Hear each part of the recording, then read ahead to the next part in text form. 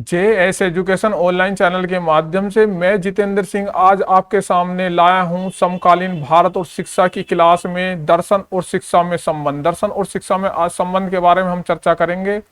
दर्शन और शिक्षा में संबंध पर हम चर्चा करें उससे पहले उस इन दोनों शब्दों का हम अर्थ यहाँ पर देखते हैं। सबसे पहले देखते हैं दर्शन का अर्थ क्या होता है। दर्शन जो है आपके अंग्रेजी की फिलोसफी का जो है हिंदी रूपांतरण है। ये यूनानी भाषा या लैटिन भाषा के फिलोस और सोफिया से मिलकर बना है। फ्लोस का मतलब होता है लव और सोफिया का अर्थ होता है ऑफ विजडम, यानी लव ऑफ विजडम, ज्ञान से प्रेम। ज्ञान से प्रेम को क्या कहते हैं? दर्शन।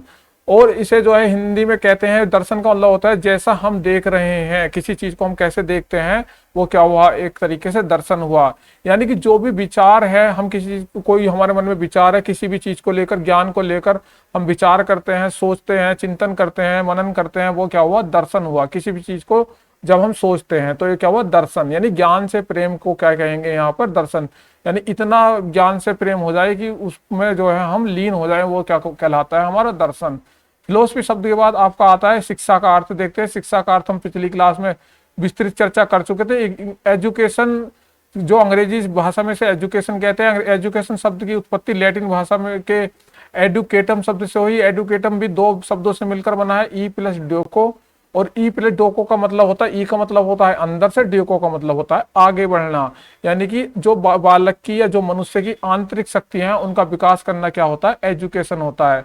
तो दर्शन और शिक्षा का यहाँ पर हमने अर्थ स्पष्ट करने की कोशिश की, लेकिन हमारा मुख्य टॉपिक है कि दर्शन और शिक्षा में क्या संबंध है। तो दर्शन और शिक्षा में जो संबंध है उस पर हम चर्चा करेंगे। जो भी विचार विद्वानों ने दिए हैं उनसे हमें दर्शन और शिक्षा का संबंध मालूम होता है। इन विचारों से यह भी ज्ञात होता है कि इन दोनों में घनिष्ठ और अविच्छिन्न संबंध होता है, और दर्शन का एक प्रकार से शिक्षा के लिए आधार है।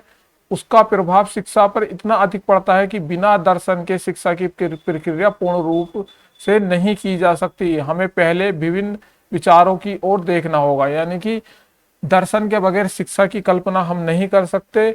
और शिक्षा जो है दर्शन को जो है एक तरीके से आगे बढ़ाने का काम करती है, यानी दोनों जो हैं एक दूसरे के बिना अधूरे हैं। इन दर्शन और शिक्षा के जो संबंध के बारे में हम पहले विभिन्न विद्वानों के विचार देखते हैं। उन विचारों से स्पष्ट होगा कि इन दोनों में क्या कितना गहन संबंध है। सबसे पहला है आपका दर्शन शिक्षा का सामान्य सिद्धांतवाद है। ये किसने कहा है? आपका जॉन डीवी ने। जॉन डीवी ने कहा है अपने सामान्यतम रूप में दर्शन शिक्षा का सिद्धांतवाद है। यानी शिक्षा के लिए जो सिद्धांत होते हैं, शिक्षा के लिए जो नियम कानून बनाता है, तो वो बनाता है दर्शन। कोई भी चीज, कोई भी सोच है जिस समाज की, जो भी उस समय का समाज का, देश का, समय का जो विचार है, उस विचार पर ज्ञान पर उस पर अध्ययन करता है, उसके बारे में सिद्धांत का निर्माण करता है और उस सिद्धांत को बनाकर देता है शिक्षा को, जिसका हम शिक्षा के अंतर्गत अध्ययन करते हैं। तो दर्शन क्या हुआ? एक तरीके से सामान्य सिद्धांत हुआ, बना देता है हमें। दर्शन सिद्धांतवादी और चिंतनशील तथा शिक्षा व्यवहारशील होती है। यानी दर्शन जो होता है सिद्धांतवादी होता है और चिंतनशील होता है, तथा शिक्षा जो होती है व्यवहारशील होती है। ये कहा है प्रोफेसर बटलर ने। तो दर्शन सिद्धांतवादी और चिंतनशील और शिक्षा व्यवहारिक है, ये बटलर ने कहा है। बटलर का कहना है कि दर्शन जो है हमें सिद्धांत देता है, चिंतनशील यानी विचार विमर्श करके हम सिद्धांतों का निर्माण करते हैं, और शिक्षा जो है उसे व्यावहारिक रूप में प्रयोग करने का हमें मौका देती है। जो भी सिद्धांत बनाए हमने, जो भी नियम बनाए, उन्हें जो है व्यावहारिक रूप में अपने जीवन में उन्हें करके देखने का मौका जो है शिक्षा के माध्यम से मिलता है।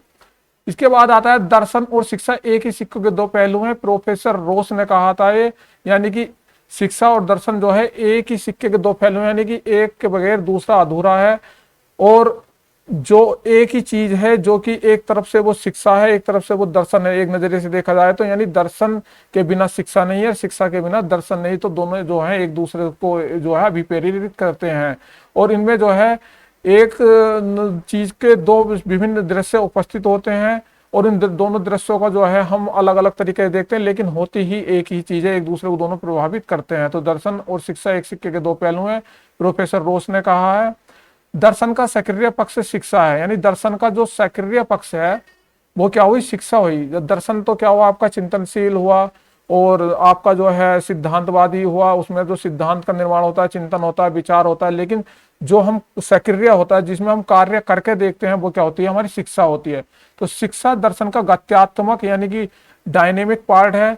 यह दार्शनिक विश्वास का सक्रिय पक्ष है, यानी कि दार्शनिक जो विश्वास है हमारे, जो विचार है हमारे, उनका जो है एक तरीके से सक्रिय पक्ष है। उन विचारों को जो है गति देता है, आगे बढ़ाने की कोशिश करती है शिक्षा। तो शिक्षा क्या हो, ये गतिशील पक्ष हुआ दर्शन का। दर्शन द्वारा शिक्षा की कला को पूर्णता देना, मतलब कि प्रोफेसर फिक्टे कहते हैं कि दर्शन के माध्यम से भी शिक्षा की कला को पूर्णतः दे सकते हैं। यानी शिक्षा की जो कला है उसको पूर्ण रूप से देने के लिए जो है दर्शन की आवश्यकता होती है। बिना दर्शन के ज्ञान के हम शिक्षा को जो है पूर्ण रूप से नहीं दे सकते किसी भी व्यक्ति को। इसके बाद आता है आपका दर्शन शिक्षा की समस्या का हल करता है। अब शिक्षा के अंदर आने वाली विभिन्न समस्याएं, जो शिक्षा के नए नए उद्देश्य बनते हैं, जो जीवन काल हमारा चलता रहता है, उसमें समाज में आने वाली पीढ़ियों में नई नई चीजें की जरूरत होती है, विचारों की नई नई आवश्यकता होती है, तो उनमें जो है हमें समस्या आती है। शिक्षण विधियों में या शिक्षण पाठ्यक्रम में या शिक्षा के उद्देश्य में चेंजेस आते रहते हैं, अनुशासन में हमें समस्या आती है। इन सारी समस्याओं को दूर करने के लिए जो है दर्शन जो है एक तरीके से अपनी भूमिका निभाता है। बिना दर्शन के जो है हम शिक्षा की समस्याओं को हल नहीं कर सकते। शिक्षा समस्या देती है और दर्शन जो है उसे हल करने का प्रयास करता है। तो इसके बाद आता है आपका जो दर्शन है वो शिक्षा पर किस प्रकार से प्रभाव डालता है, यानी दर्शन शिक्षा पर किस प्रकार से प्रभाव डालेगा, यानी दर्शन के शिक्षा पर प्रभाव पर हम चर्चा करेंगे। तो सबसे पहले शिक्षा में क्या होता है, उद्देश्य।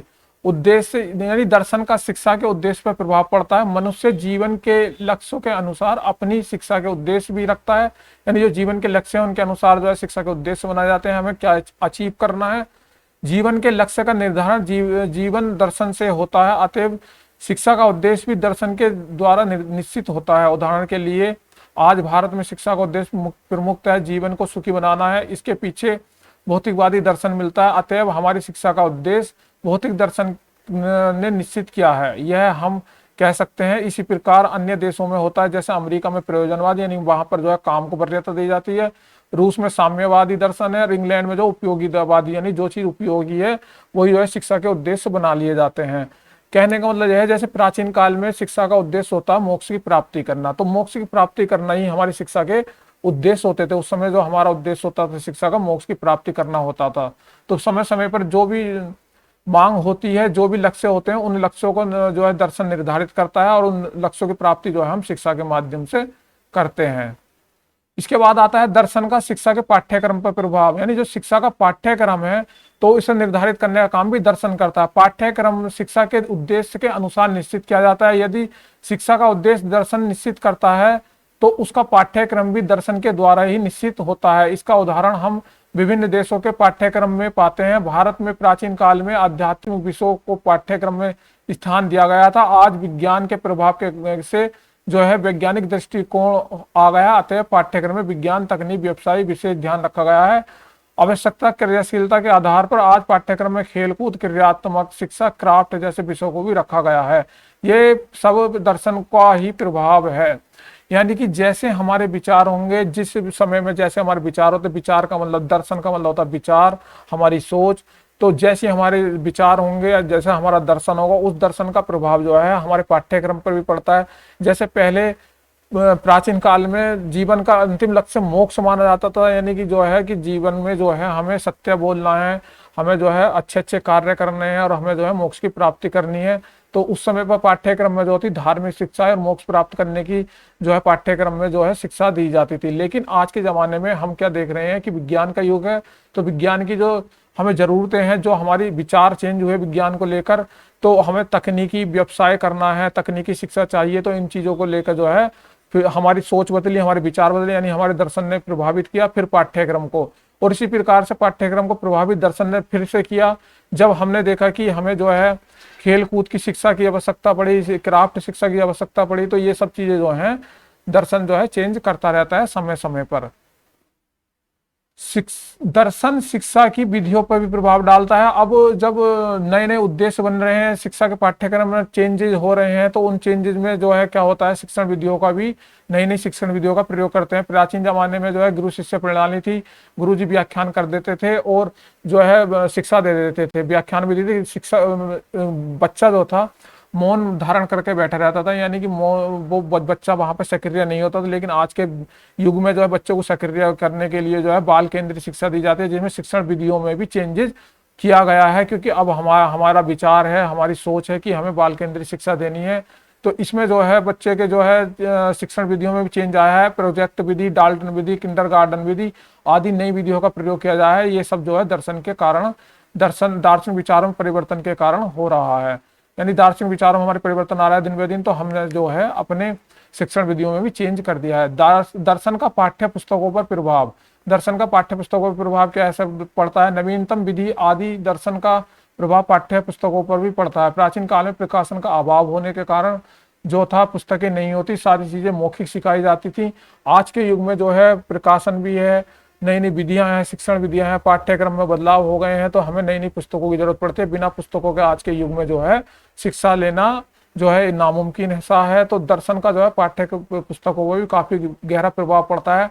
समय समय पर पाठ्य पुस्तकें बदलती रहती हैं, जैसे जैसे हमारे विचार बदलते हैं, जैसे जैसे हमारी दार्शनिक सोच बदलती है, तो हमारी पाठ्य पुस्तकों में भी चेंज आता रहता है।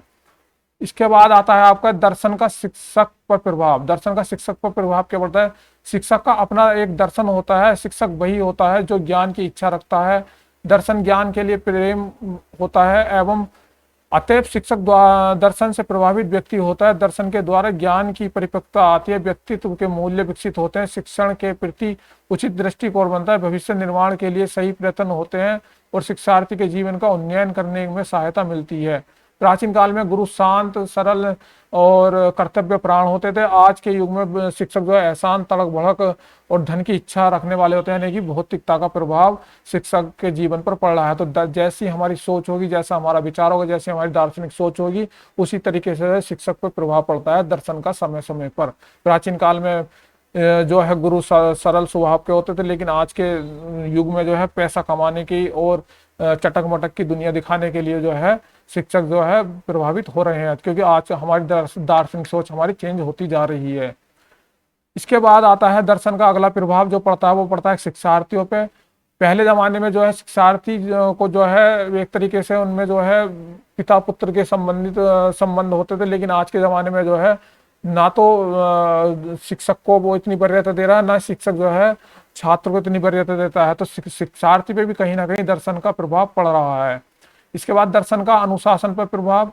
प्राचीन काल में जो है दर्शन का जो प्रभाव था, वो विचार था हमारा कि अनुशासन में रहना जो है सबसे बड़ी चीज मानी जाती थी। लेकिन आज जो है, आज के युग में जो है हमारे विचार बदल गए हैं, हमारा दार्शनिक सोच बदल गई है। तो आज के युग में जो है अध्यापक और छात्र के बीच में संघर्ष होता रहता है, हमेशा जो है उन दोनों में संघर्ष देखने की स्थिति मिलती रहती है। तो अनुशासन में भी कहीं ना कहीं प्रभावित किया है। अब जो है शिक्षा के दर्शन पर प्रभाव, अभी क्या पढ़ रहे थे हम, दर्शन के शिक्षा पर प्रभाव थे, लेकिन अब शिक्षा के दर्शन पर प्रभाव क्या होते हैं? अब शिक्षा क्या दर्शन पर प्रभाव डाल रही है? जो एजुकेशन है, दर्शन की आधारशिला जो है शिक्षा रखती है, यानी किसी भी दर्शन की आधारशिला जो रखती है दर्शन की जो है शिक्षा रखती है। शिक्षा जो है के विभिन्न अंग निरीक्षण, चिंतन, विचारीकरण फलस्वरूप इस शिक्षा के द्वारा भाषा सिखाई जाती है, भाषा के द्वारा चिंतन होता है और परिणामस्वरूप दर्शन की प्राप्ति होती है। बिना शिक्षा के दर्शन की प्राप्ति नहीं हो सकती, इसलिए शिक्षा दर्शन की आधारशिलता उसके निर्माण का साधन है। यानी कि दर्शन के निर्माण के साधन के रूप में यह दर्शन की जो आधारशिलता आती है वो शिक्षा के द्वारा आते हैं। शिक्षा, चिंतन, मनन और शिक्षा में जो नई नई चीजें हम सीखते हैं, तो उसमें जो हमें जो नई चीजें देखने को मिलती है, तो उस पर विचार के लिए दार्शनिक जो विचार करते हैं, उन विचारों को जो है फिर से सिद्धांत के रूप में लाते हैं और फिर जो है शिक्षा के रूप में जो है उसे दिया जाता है। उसके बाद आता है दर्शन को जीवित रखना। दर्शन को जीवित रखना शिक्षा द्वारा अनुभव है जो हम संसार के बारे में प्राप्त करते हैं। दर्शन ज्ञान की अंतिम व्याख्या करता है, सिद्धांत निर्धारित करता है, परंतु ये व्याख्या एवं सहायक सिद्धांत बिना शिक्षा के संभव नहीं है। फलतः शिक्षा दर्शन का जीवित रखने में सक्षम एवं सहायक है। यानी जो भी सिद्धांत दर्शन बनाता है, जो भी नियम दर्शन बनाता है, उन सबको जीवित रखना, उन्हें आगे बढ़ाना, उन्हें जो है सब प्रचार प्रसार करना, तो शिक्षा का काम है।